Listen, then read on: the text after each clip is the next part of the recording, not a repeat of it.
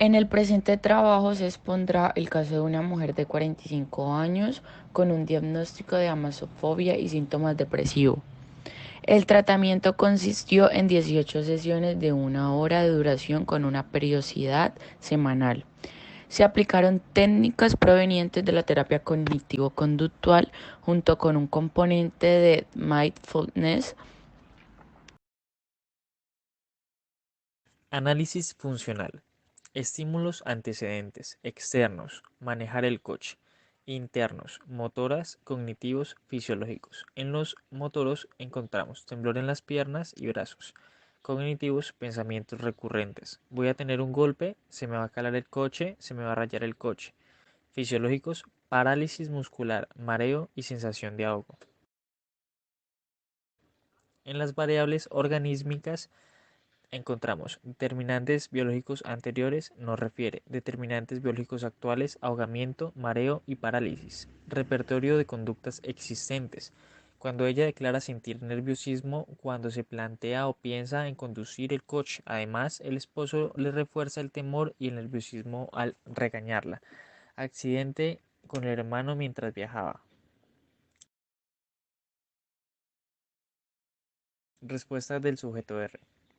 Respuestas motoras. La paciente se paraliza y tiembla. Esto sucede cuando va a manejar el vehículo o piensa en hacerlo. Aún más cuando va a manejar llevando a su esposo de copiloto en el vehículo.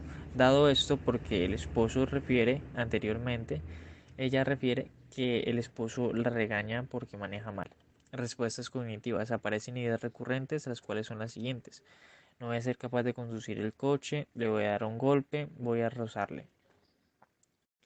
Respuestas del sujeto fisiológicas. Se evidencia que la paciente tiene respuestas fisiológicas al momento de manejar o pensar en manejar un coche, sensación de ahogo y malestar estomacal.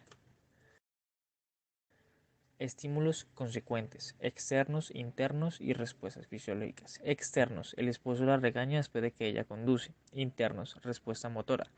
Trata de no manejar por no pasar esa angustia. Respuesta cognitiva. Se siente más cómoda si no maneja y va en medio del transporte público o que alguien más la lleve. Respuestas fisiológicas. Se siente tranquila cuando no maneja. Introducción. Según el DSM-5, para el diagnóstico de una fobia se requieren una serie de criterios. Entre ellos se encuentran el miedo o la ansiedad intensa por un objeto o situación específica. El objeto o la situación fóbica casi siempre provoca miedo o ansiedad inmediata. La persona evita el objeto o situación fóbica o resiste activamente con miedo o ansiedad intensa. Entre los distintos tipos de fobia destaca la amatofobia, caracterizada por una inquietud permanente y descontrolada a situaciones de tráfico, experimentada antes y durante la conducción, con la consiguiente evitación de la acción de conducir. La amatofobia se considera una fobia situacional, pues está inducida por una situación específica como puede ser montar un coche o conducir. Cabe distinguir entre la amatofobia primaria y la amatofobia secundaria. La primera ocurre en el momento de aprender a conducir. En este caso no se identifica ningún suceso traumático. Sin embargo, la persona comienza a tener miedo a montarse en el vehículo. Por su parte, la amatofobia secundaria tiende a aparecer en personas que han experimentado accidentes de tráfico. A continuación, se expone el caso de una paciente diagnosticada de amatofobia con un diagnóstico secundario de depresión. El objetivo es mostrar la eficacia de un tratamiento cognitivo-conductual junto con técnicas de mindfulness para tratar esta patología. Presentación del caso. La paciente L tiene 45 años, está casada y tiene un hijo de 21 años. Acude a consulta debido a que, desde que aprobó el carnet de conducir hace 10 años, se siente incapaz de coger el coche. L decidió aprender a conducir debido a que le podría facilitar el transporte diario. Con este fin se apuntó a la autoescuela, no obstante, confiesa que le llevó tiempo tomar la decisión. Respecto al examen teórico, él relata como fue capaz de aprobarlo a la primera. Acto seguido, ella comenzó a recibir las clases prácticas de conducción. Recuerda que durante las clases prácticas ella estaba muy tranquila, además de clara no tener ningún tipo de pensamiento mientras conducía.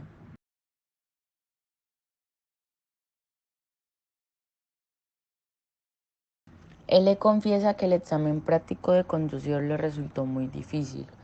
Cuenta que suspendió el examen en 6 ocasiones. De esta forma, relata que las experiencias del examen práctico fueron muy angustiosas.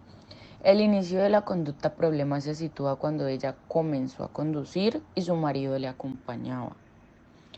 En esta línea, él le relata un episodio en el que el coche se quedó parado. Entonces su marido se enfadó mucho. Ella recuerda, me tuve que bajar del coche y cogerlo. Él porque mira, yo no era capaz de sacarlo de la cuesta donde se me había calado. Además dice que su marido se enfadaba más porque el coche era nuevo y tenía mucho miedo de que se llegase a rozar. En la exploración sobre las experiencias de L con la conducción se descubre que hace 30 años sufrió un accidente.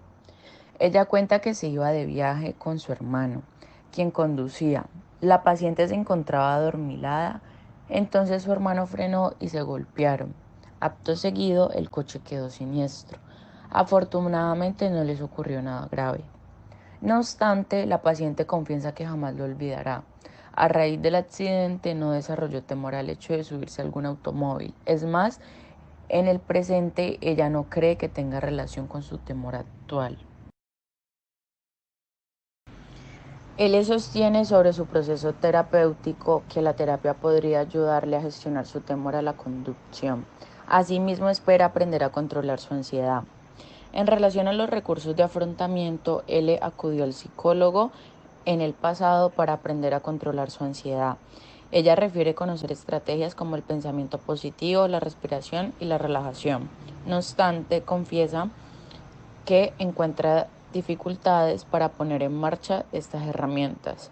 Es más, cuando las utiliza dice que no le dan resultados, llegando incluso a aumentar su angustia. Estrategias de evaluación. La evaluación inicial del problema se llevó a cabo mediante una entrevista clínica abierta y la aplicación de una serie de autoinformes. Con vistas a evaluar el nivel de mindfulness de L, se usó el test de mindfulness o atención plena. La puntuación de la paciente fue de 2, indicativo de baja atención plena en las actividades diarias. En segundo lugar, la paciente cumpliendo. En segundo lugar, la paciente cumplimentó el inventario de ansiedad, estado, rasgo.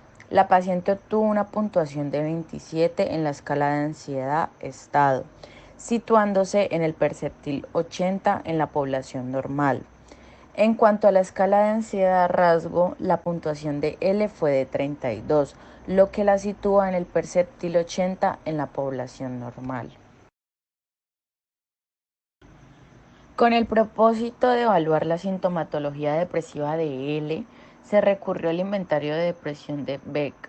L obtuvo una puntuación de 25 entre 0 y 63, lo que apunta a una depresión moderada.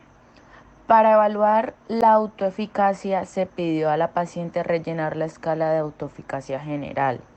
La paciente obtuvo un puntaje de 10 en una escala de 0 a 40, la cual señala un sentimiento de baja competencia personal. Por otra parte, durante el proceso terapéutico se pidió a la paciente cumplimentar una serie de autorregistros. El diagnóstico clínico se estableció en función de la información recogida por medio de la entrevista clínica, en base a los criterios del DSM-5. Teniendo en cuenta estos criterios, se estimó que L cumplía los criterios para el diagnóstico de una fobia específica.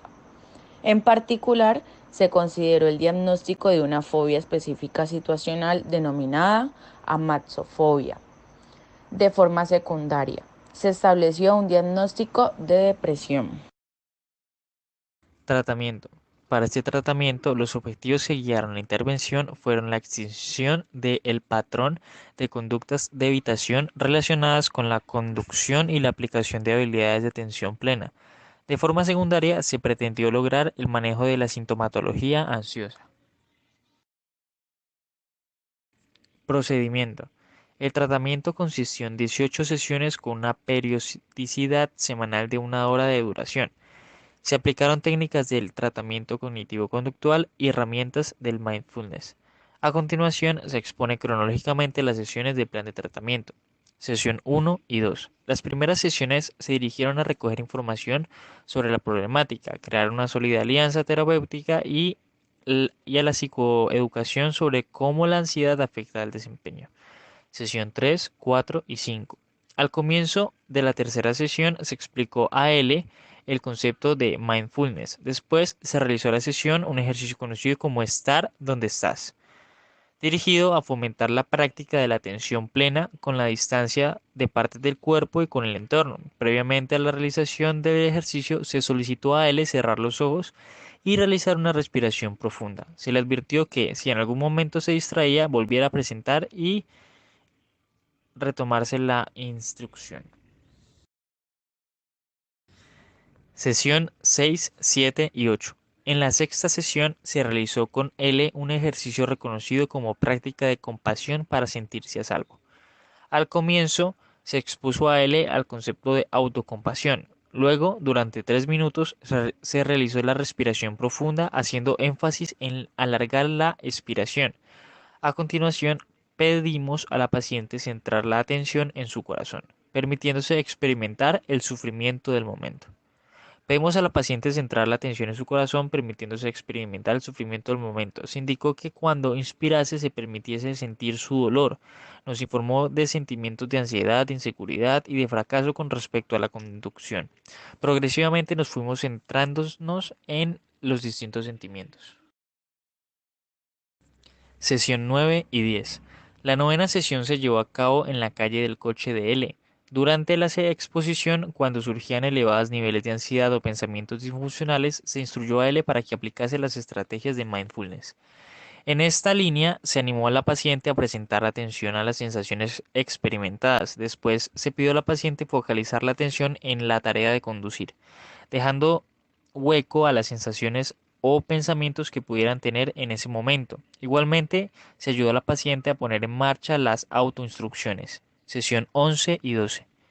En un primer momento, en la 11ª sesión, se revisaron las tareas de exposición y se comentaron las dificultades encontradas. Después, L comentó que quería empezar las clases de conducción en la autoescuela. En ese momento se trabajaron las creencias subyacentes y su temor a fallar en el desempeño de la conducción.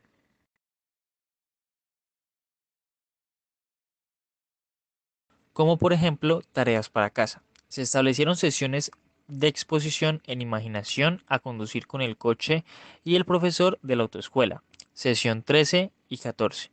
L comentó su experiencia en las clases prácticas de conducción. La paciente comentó que sintió grandes ganas de huir de aquella situación ante la intensidad de la sintomatología ansiosa. Se estableció que en la próxima sesión acudiría su marido para explicarle su papel en la génesis de la problemática y darle pautas de la actuación. Como tareas entre sesiones, se solicitó la práctica de mindfulness, la realización de las tareas de exposición y el autorrefuerzo.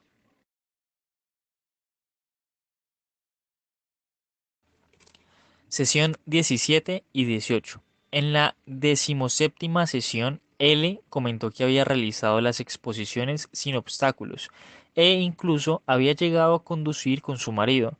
En este momento se reforzó la paciente y se volvió a retomar la importancia del autorrefuerzo. Al final, se comenzó a trabajar en prevención de recaídas. Para ello, de cara a la próxima semana, se pidió a la paciente anotar en una lista de potenciales situaciones problemáticas no necesariamente relacionadas con la conducción. La 18ª sesión se centró en el trabajo de prevención de recaídas. Con este propósito se empleó la lista realizada por L durante la semana. De esta forma se seleccionaron posibles situaciones futuras problemáticas y se ensayaron alternativas de respuesta. Asimismo, Se recordaron las herramientas terapéuticas aprendidas durante el proceso del tratamiento. Resultados. Tras realizar la intervención, la paciente dio indicios de un mayor uso de mindfulness, obteniendo una puntuación de 4 en la evaluación post-tratamiento y de 5 en el seguimiento. La paciente pasó de una puntuación de 29 en ansiedad estado a 27, lo que supone el paso del percentil 80 al 55 en la población normal. Por su parte, en la escala de ansiedad rasgo, el puntaje de L disminuyó de 32 a 25, lo cual supone el cambio desde el percentil 80 al 60 en la población normal. En cuanto a la sintomatología depresiva, la puntuación pretratamiento de la paciente fue de 25. Esta puntuación se redujo a 10 en la evaluación post-tratamiento y a 7 en el seguimiento, indicativo de una depresión ausente o mínima.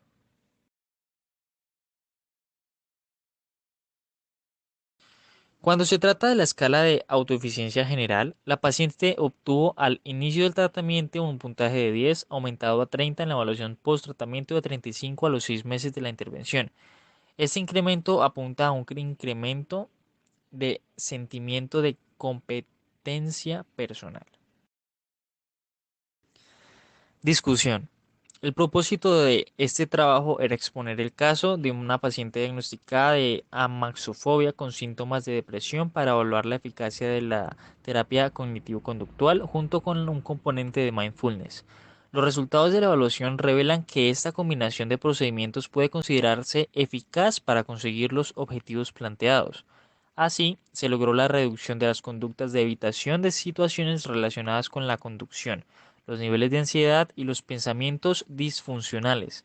Más aún, también se aumentó el nivel de mindfulness y el sentido de autoeficiencia del paciente.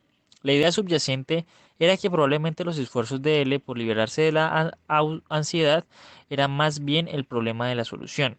Así, la aplicación de técnicas de mindfulness tuvo el objetivo de que L viviese más conscientemente y prestase atención plena a las actividades y sensaciones experimentadas diariamente. Por lo siguiente, en el contexto de atención plena, L pudo tomar conciencia y trabajar las emociones despertadas por la acción de conducir. De este modo, el empleo de mindfulness permitiría trabajar experiencialmente las emociones, frecuentemente reducidas al ámbito cognitivo. A partir de estos resultados, consideramos que la aplicación de técnicas de mindfulness en la tarea de conducción podría resultar exitosa.